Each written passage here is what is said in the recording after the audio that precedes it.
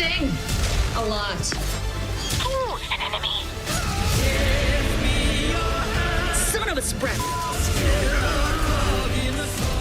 Gamescom just dropped some wild announcements, from shocking surprises to long-awaited sequels, and even one move that left fans furious. Today, we're breaking down the biggest reveals from the show, the games you should keep on your radar, and the decisions that might change how people feel about certain franchises. Stick around, because the last announcement was one nobody saw coming. Fresh announcements right out of the gate. We got Swords of Legends, a new Chinese dark fantasy hack and slash. If it feels like we've been flooded with these lately, you're not imagining it. The market's getting crowded with dark fantasy imports, and while the atmosphere looks solid, it raises the question: are players going to get fatigued before this one even arrives? No release date yet, just a reveal, but it's one to watch. Then came something that really caught people's attention. Valor Mortis, a Souls-like set during the Napoleonic Wars. The twist? It's entirely first-person. Now, Souls-likes usually lean on third-person combat for readability and flow, so this is a risky but fascinating move. First-person melee can feel clunky if it isn't executed perfectly, but if the devs nail it, this could be one of the freshest takes on the genre in years. But of course, those weren't the only reveals. Fan favorites resurface. Fans practically erupted when Hollow Knight Silk Song popped up. Though, to be fair, it was more of a confirmation than a new surprise. Still, hearing 2025 release, stated plainly on stage, gave fans the reassurance they wanted. Not long after, we got a reveal for Lords of the Fallen 2. Yes, the naming is confusing since the franchise already rebooted itself once, but this sequel picks up 100 years later. The first game launched in a rough state, but after multiple overhauls, it grew into something far better.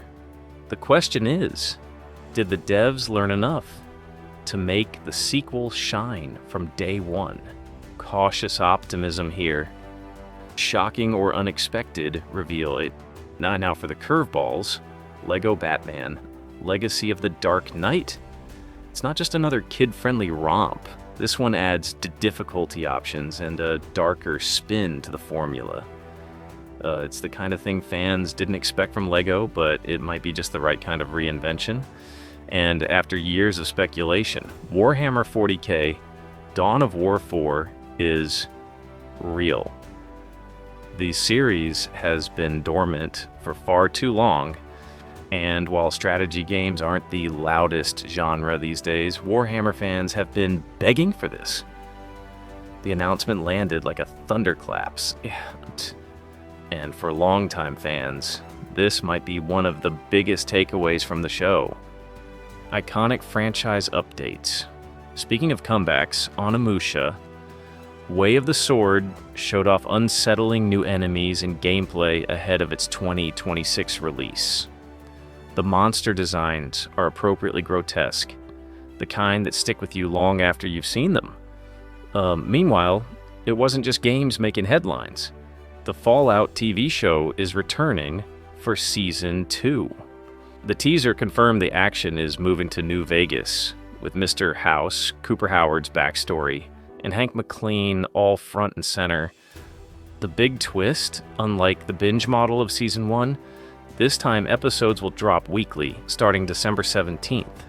That change alone has fans debating whether it's a smart move or a momentum killer. Bethesda wasn't done either. They also showed Indiana Jones and the Great Circle, The Order of Giants, a DLC expanding one of the base game's most intriguing mysteries. Giants were teased, but underdeveloped before.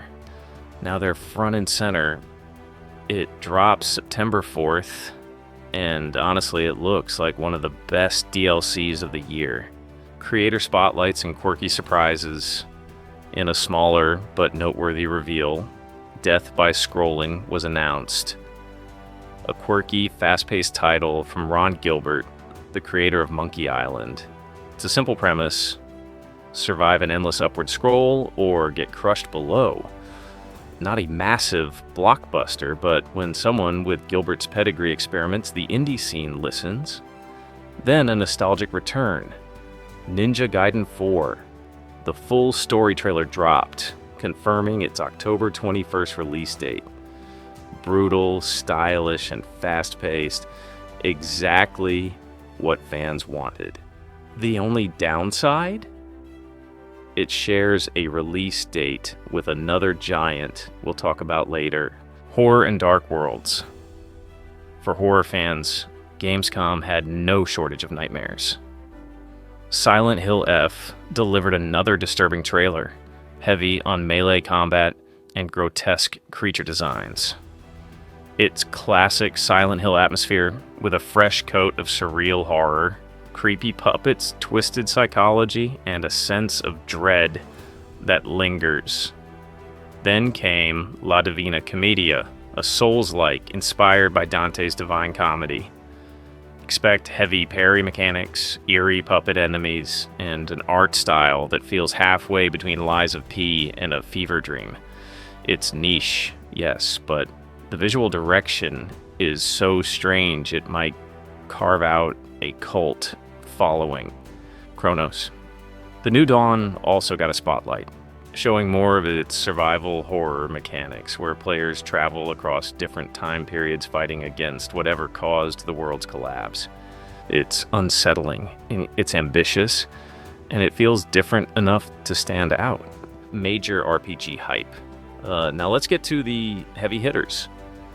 The Outer Worlds 2 dropped a marketing-heavy trailer focusing on companions and factions. The release date, October 29th. The hype train is clearly leaving the station, though fans were disappointed by one confirmation. Still no romances. But that was nothing compared to the controversy brewing around Vampire. The Masquerade, Bloodlines 2. The release date is October 21st, but two clans, the La Sombra and Toreador, are locked behind Day 1 DLC. That means 1/3 of the game's classes are paywalled, immediately driving backlash. After years of development struggles, this game desperately needed goodwill. Instead, the move left fans furious, with many calling it one of the worst monetization decisions of the year. Survival and crafting expansions. Not everything was doom and gloom, though. Enshrouded got a Wake of the Water update in early access, showing steady progress toward full release. It's not enough to lure everyone back just yet, but it's proof the devs are listening and building. Meanwhile, Kingdom Come, Deliverance 2 unveiled its DLC, Legacy of the Forge. Players will rebuild a burned forge, run it as a business, and unlock new crafting options. The DLC mixes storytelling with deepened mechanics, promising to expand one of the series' strongest features: realistic blacksmithing. Near the end, a few last surprises dropped. Ghost of Yotei, a PS5 exclusive, revealed its Legends multiplayer mode coming in 2026. For PC players, it's a frustrating wait, but for PlayStation fans, it's a huge win. Then came Resident Evil: Requiem, starring new protagonist Grace Ashcraft. It's set for February 26th, 2026, and while Resident Evil has reinvented itself many times, the aesthetics of this entry, eerie, atmospheric, and tightly focused, look especially strong. Finally, the show closed with a cryptic tease: a new Black Myth title. The name was barely pronounceable, the details vague, but the message clear. The journey isn't over. Black Myth. Wukong's story will continue in some form, and Game Science clearly isn't done pushing their mythological universe further. And that wrapped up Gamescom's biggest reveal. We got exciting new games like Valor Mortis, beloved returns like Dawn of War 4, a surprising LEGO Batman reinvention, and one of the most frustrating DLC controversies in recent memory: The real question is, which of these stood out most to you? Was it the long-awaited returns, the shocking surprises, or the day one DLC paywall that left fans furious? Drop your thoughts in the comments below. Don't forget to like, subscribe, and hit the bell so you don't miss more gaming deep dives. Thanks for watching, and until next time, may you wander in wisdom and have an amazing day.